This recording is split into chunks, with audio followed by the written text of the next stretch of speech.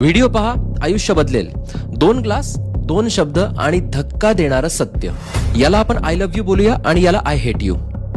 I love you, I hate you.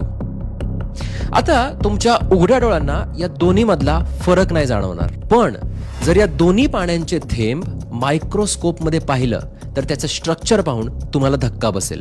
मसारू इमोटो नावाच्या Japanese शास्त्रज्ञाने पाण्यावरती प्रयोग केला. पाण्यावरती शब्दांचा, भावनांचा आणि विचारांचा प्रभाव पडतो. आता प्रेमाने या पाण्याचे स्ट्रक्चर सुंदर झाले, पण द्वेषाने या पाण्याची रचना विखुरली.